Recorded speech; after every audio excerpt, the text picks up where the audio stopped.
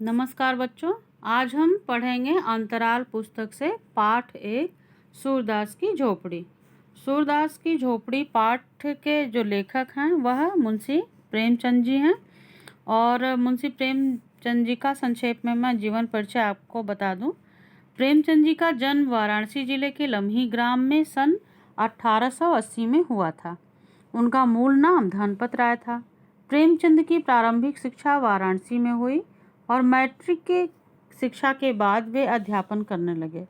स्वाध्याय के रूप में ही उन्होंने बीए तथा आगे की शिक्षा अपनी ग्रहण की। असहयोग आंदोलन के दौरान उन्होंने सरकारी नौकरी से त्यागपत्र दे दिया और पूरी तरह लेखन कार्य के प्रति समर्पित हो गए।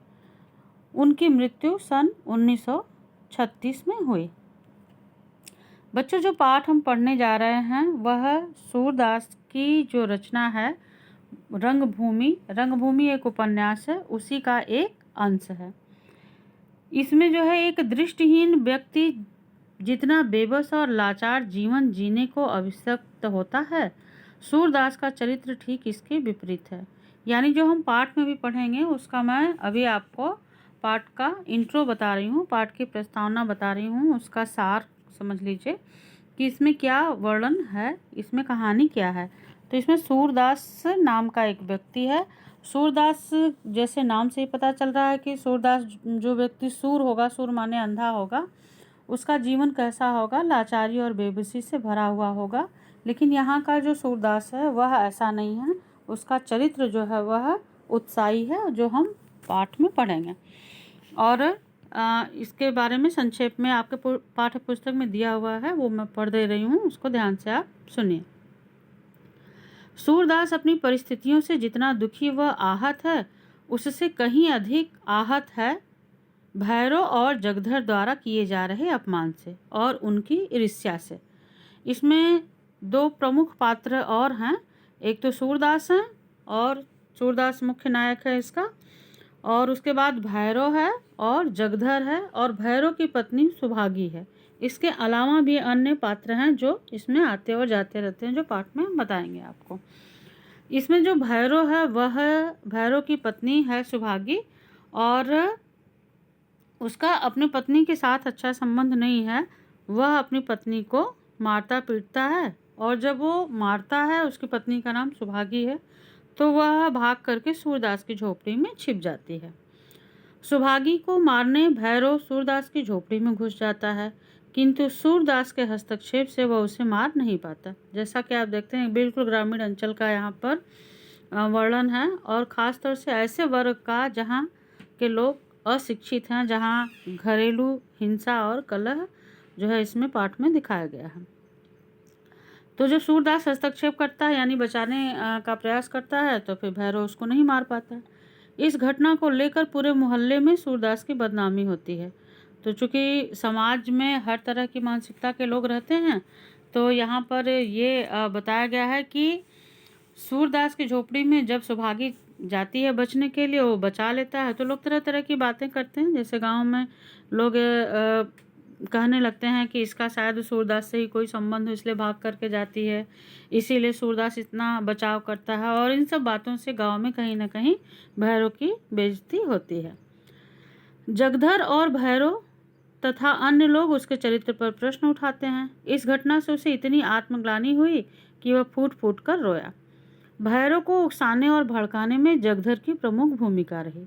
उसे ईर्ष्या इस बात की थी कि सूरदास चैन से रहता है, खाता पीता है, उसके चेहरे पर निराशा नहीं झलकती, जबकि जगधर को खाने कमाने के लाले पड़े हुए हैं। भैरव की बहुरिया सुभागी, बहुरिया मतलब पत्नी, पर जगधर नज़र भी रखता था। तो यहाँ देखेंगे कि चरित्र जो है वो जगधर का भी बहुत साफ पाख नहीं है।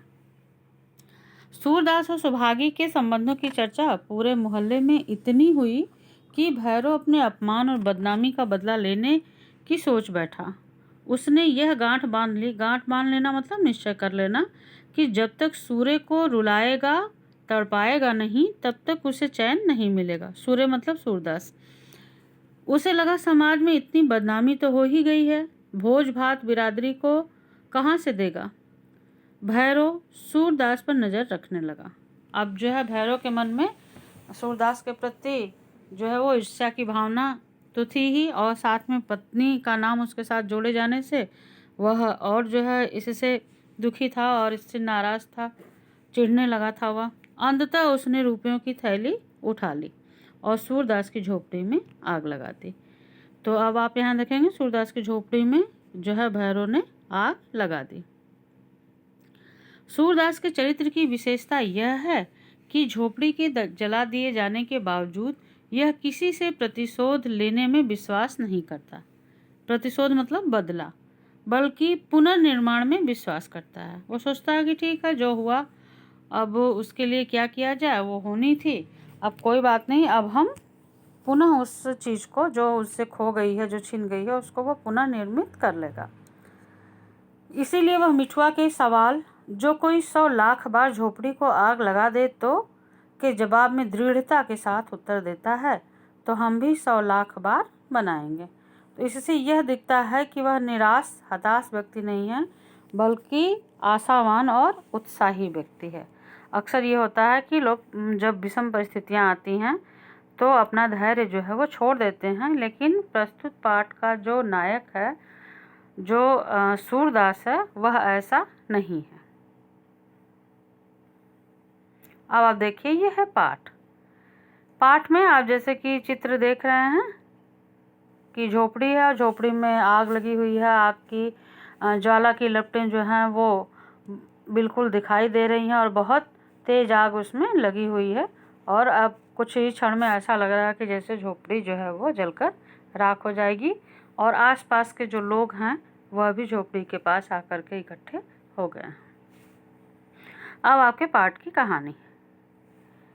रात के 2 बजे होंगे कि अकस्मात अचानक सूरदास की झोपड़ी से ज्वाला उठी। ज्वाला उठी मतलब उसमें से आग निकलने लगी। लोग अपने अपने द्वारों पर सो रहे थे। निद्रा अवस्था में भी उपचेतना जागती रहती है। उपचेतना मतलब जो सबकॉन्शियस मन होता है वह व्यक्ति का जागृत रहता है, यानी निद्रा में भी वह अचेत नहीं होता है, अर्ध निद्रा में ही रहता है, वह थोड़ा जागता हुआ सही रहता है। उपचेतना का मतलब ये होता है नींद में जागते रहने का एहसास। दम के दम में सैकड़ों आदमी जमा हो गए। दम के दम मतलब तुरंत। आसमान पर लाली छाई हुई थी। ज्वालाएं लपक लपक कर आकाश की ओर दौड़ने लगी। कभी उनका आकार किसी मंदिर के स्वर्ण कलश का सा हो जाता था, तो कभी वे वायु के झोंकों से यूं कंपित होने लगती थीं मानो जल में चांद का प्रतिबिंब है। तो घर जो है, झोपड़ी जो है वो पूरी तरह से जलने लगी थी। उसका दृश्य ऐसा लग रहा था जैसे सोने का कलश हो। और कभी कभी जब वायु तेज चलने लगती थी और उसकी जो ज्वालाएं थी वह कंपित होने लगती थी, इधर उधर कांपने लगती थी, ऐसा लगता था जैसे जल में चांद का प्रतिबिंब दिखाई दे रहा है। आगे आग बुझाने का प्रयत्न किया जा रहा था, पर झोपड़े की आग ईर्ष्या की आग की भांति कभी नहीं बुझती। कोई पानी ला रहा था, कोई यूं ही शोर मचा रहा था, किंतु अधिकांश लोग चुपचाप खड़े नैराश्यपूर्ण दृष्टि से अग्निदाह को देख रहे थे, मानो किसी मित्र की चिताग्नि है। तो चिताग्नि मतलब जलती हुई चिता की अग्नि। नैराश्यपूर्ण मतलब निराशा भाव से। निराश इसलिए थे कि उनको ये लग रहा था कि अब जो है ये इसकी झोपड़ी जो सूरदास की है वो पूरी तरह से जल जाएगी। हालांकि वहाँ पे एकत्रित लोग जो हैं वो अपने हिसाब से प्रयास कर रहे थे। कुछ लोग प्रयास कर रहे थे पानी आदि ला करके बुझाने का, और कुछ लोग ऐसे ही तमाशबीन बन के तमाशा देख रहे थे।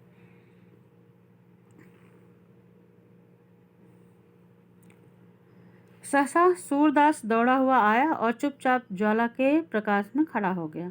बजरंगी ने पूछा, यह कैसे लगी सूर्य? चूल्हे में तो आग नहीं छोड़ दी थी। सूरदास कहता है, झोपड़े में जाने का कोई रास्ता ही नहीं है। बजरंगी कहता, अब तो अंदर बाहर सब एक हो गया है, दीवारें जल रही हैं। अंदर बाहर एक हो जाना अर्थात जो अग्नि की ज्वाला थी वह पूरी तरह से झोपड़ी में लग गई थी और उसमें जाना आना जो है वो अब संभव नहीं था। सूरदास कहता है, किसी तरह नहीं जा सकता, चूँकि उसका घर था इसलिए वो बार बार अपने घर में जा कर के वहाँ की किसी चीज़ को बचाना चाहता था। बजरंगी, कैसे जाओगे? देखते नहीं हो यहाँ तक लपटें आ रही हैं। जगधर कहता, सूर्य क्या आज चूल्हा ठंडा नहीं किया था? चूल्हा ठंडा करना से तात्पर्य यह है कि गाँव में, चूँकि ग्रामीण अंचल की ये पूरी कहानी है, ग्रामीण क्षेत्र की, तो गांव में पहले जो है वो गैस आज के ज़माने की तरह नहीं थी। लोग लकड़ियों पर, उपलों पे खाना बनाते थे, चूल्हे पे। तो खाना बनाने के बाद लोग जो है वो चूल्हे की जब जो राख है उसको फिर बुझा देते थे, जिसको चूल्हा ठंडा करना कहते हैं। जिससे कि चूँकि कच्चे मकान हुआ करते थे, झोपड़े छप्पर आदि हुआ करते थे, तो ये घास फूस के होते थे। अगर उसमें आग की चिंगारी बची रहेगी तो वो कहीं भी आग लगने की संभावना हमेशा बनी रहती थी, इसलिए लोग अपना चूल्हा ठंडा कर देते थे। नायक राम कहता कि चूल्हा ठंडा किया होता तो दुश्मनों का कलेजा कैसे ठंडा होता। यहाँ नायक राम जो है वो आप देखेंगे कि वह सूरदास के हित में बोलता है। कह रहा कि अगर चूल्हा ठंडा किया होता तो दुश्मनों का कलेजा कैसे ठंडा होता, अर्थात जिसने भी ये आग लगाई है उसको यह प्रसन्नता कैसे मिलती। कलेजा ठंडा होना यहाँ पर मुहावरे का प्रयोग भी है। जगधर कहता है, पंडा जी मेरा लड़का काम न आए, अगर मुझे कुछ भी मालूम हो तुम मुझ पर नाहक शुभा करते हो। शुभा करना मतलब संदेह करना। आगे, नायक राम, मैं जानता हूँ जिसने लगाई है, बिगाड़ न दूँ तो कहना। अब ठाकुर दिन कहता है कि तुम क्या बिगाड़ोगे, भगवान आप ही बिगाड़ देंगे। इसी तरह जब मेरे घर में चोरी हुई थी तो सब स्वाहा हो गया था। स्वाहा हो गया था मतलब जल गया था, लुट गया था सब कुछ। स्वाहा हो जाने से तात्पर्य चोरी हुई थी तो स्वाहा हो गया था मतलब सब कुछ जो है उसका लुट गया था। तो आगे देखेंगे आप, सूरदास, अब तो लपट नहीं आती। बजरंगी कहता, हाँ फूस जल गया, अब धरन जल रही है। धरन उसे कहते हैं कि जो गांव में, जो ग्रामीण अंचल में बच्चे आप रहे होंगे या गए होंगे तो देखा होगा आपने कि जो छप्पर होता है, जो झोपड़ी होती है, वह उसके बीच में एक, जैसे पक्के मकानों में पिलर होता है वैसे ही वहाँ एक बांस का या मोटी लकड़ी को खड़ा कर दिया जाता है, जिसके भरोसे वह छप्पर टिका रहता है। तो चूंकि वह मजबूत थी इसलिए वह अभी जल रही थी और उसको धरन कहते हैं। धरन मतलब पकड़ना। तो पकड़ने से तात्पर्य यहाँ पे यह है कि वही छप्पर को पकड़े रहती है, उसको धरन कहा जाता है और यह लकड़ी की होती है।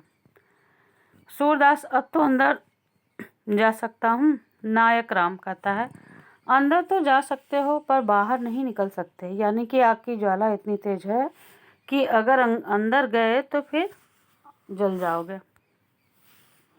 अब चलो आराम से सो रहो, जो होना था हो गया, पछताने से क्या होगा। अब इस तरह से चूंकि ऐसी आपदा विपदा की स्थिति में संयम और ढाढ़स बंधाने वाले लोग भी मिल जाते हैं, तो यहाँ पे नायक राम कह रहा कि अब चलो, अब पछताने से क्या होगा।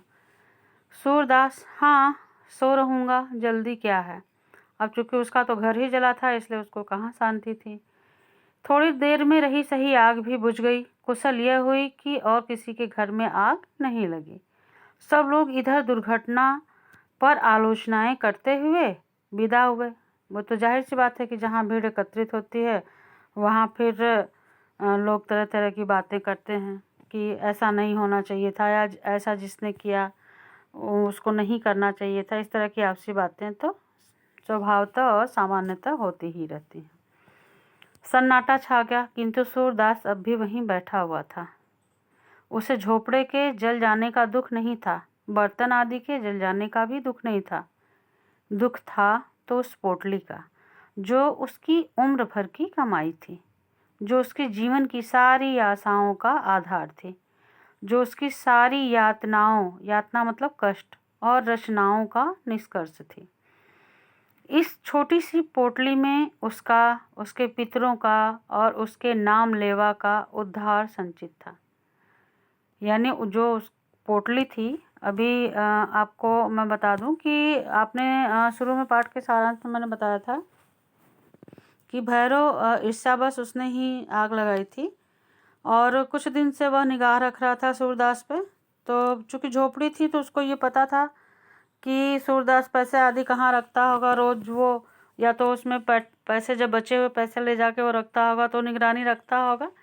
तो इस तरह से उसने देख लिया था। तो आग लगाने से पहले उसने जो सूरदास की जो पैसों की थैली थी, जो पोटली थी, उसको उसने निकाल लिया था और उसमें 500 रुपये के करीब हो गए थे। हालांकि सूरदास तो भीख मांग करके ही अपना पेट पालन करता है, लेकिन उसमें से भी वह पैसे जो है एकत्रित करके अपना जो है वो रखता है। और वो इसलिए रखता है कि उसमें बचे हुए जो पैसे हैं उससे वह पितरों का श्राद्ध करेगा और जो उसकी अपनी औलाद है उसके लिए कुछ आगे काम करेगा, ताकि उसका जो नाम लेवा मतलब नाम लेने वाला जो है, इन सब कार्यों को वो करेगा जैसा एक सामान्य व्यक्ति सोचता है। तो इसलिए वह आग लगने के बाद भी वहीं बैठा रहा कि आग लगने के बाद हो सकता है कि उसके पैसे जो हैं वो मिल जाए, वो पोटली मिल जाए, क्योंकि उस पोटली में कुछ चांदी थी और कुछ जो है उस समय जो पैसे चलते थे वो ऐसे रुपए में नहीं थे कि जो जल जाएंगे, इसलिए उसको उम्मीद था कि अगर कुछ पैसे जल भी गए होंगे, उस तरह के रहे होंगे, तो फिर भी जो चांदी आदि जो उसने जुटा करके रखी थी वह बची होगी। तो इस आशा में वो वहाँ झोपड़ी के पास बैठा रहता है कि आग जब बुझ जाएगी तो आग को, इस राख को बटोर करके उसमें देखूंगा कि कहीं उसकी पोटली का कुछ उसमें जो है मिल जाएगा, तो उससे आगे का जीवन वो फिर यापन करेगा। थोड़े वो सोचता है, उसने सोचा कि पोटली के साथ रुपए थोड़े ही जल गए होंगे, अगर रुपए पिघल भी गए होंगे तो चांदी कहाँ जाएगी। क्या जानता था कि यह विपत्ति आने वाली है, नहीं तो यहीं पर न सोता। अब चूंकि जब कोई अनहोनी हो जाती है घर में तो फिर व्यक्ति अपने आप से ही बातें करने लगता है कि ऐसा करते वैसा करते, तो ये नहीं होता। पहले तो कोई झोपड़ी के पास आता ही ना, और अगर आग लगाता भी तो पोटली को पहले ही मैं निकाल लेता। सच तो यूँ है कि मुझे यहाँ रुपए रखने ही नहीं चाहिए थे, पर रखता कहाँ। मोहल्ले में ऐसा कौन है जिसे रखने को देता। हाय, पूरे 500 रुपये थे, कुछ पैसे ऊपर हो गए थे। क्या इसी दिन के लिए पैसे बटोर रहा था। अब वो दुख व्यक्त करता है। अब आप देखेंगे इसमें झोपड़ी भी उसकी जल गई, और इस पृष्ठ संख्या 3 तक मैंने यहाँ पे पाठ को पढ़ाया है। तो यहाँ पर आप देखेंगे कि सूरदास की झोपड़ी भी जल गई और जो उसमें उसके पैसे की थैली थी वह भी उसको नहीं मिली। इसी पृष्ठ तक के कुछ क्वेश्चन है और जो कठिन शब्दार्थ हैं वो मैंने इसमें लिख दिया है, उसे भी आप इसको इसी तरह से लिख लेंगे। कठिन शब्द मैंने पढ़ाते समय बता दिया था। उपचेतना, दम के दम, कंपित, नैराश्यपूर्ण, अग्निदाह, चिताग्नि, चूल्हा ठंडा करना, सुबह मतलब संदेह होता है, स्वाहा हो जाना मतलब सब कुछ जल जाना। इस पर अतिरिक्त प्रश्न हैं छोटे छोटे। प्रस्तुत पाठ सूरदास की झोपड़ी किसका अंश है, तो मैंने उसमें बता दिया था कि यह रंगभूमि उपन्यास जो मुंशी प्रेमचंद के द्वारा लिखित है उसी का एक अंश है, एक भाग है। सूरदास की झोपड़ी में आग किसने लगाई थी। भैरव ने। भैरव के पास आग लगाने की जानकारी पाने के लिए कौन गया था, तो जगधर गया था। जगधर सूरदास के पास क्या बताने गया था। जगधर यह बताने गया था कि आग उसने ही लगाई है। तो उसने मतलब भैरव ने लगाई है, उसने नहीं लगाई है। तो अपनी सफाई देने के लिए जगधर सूरदास के पास जो है वो गया हुआ था। तो बच्चों इस तरह से आप इस पैराग्राफ तक इसके क्वेश्चन ये लिख लेंगे और पाठ को पढ़ लेंगे, इसके कठिन शब्दार्थ याद कर लेंगे। आगे पृष्ठ संख्या 4 से लेकर के 6 तक का पाठन हम करेंगे। धन्यवाद।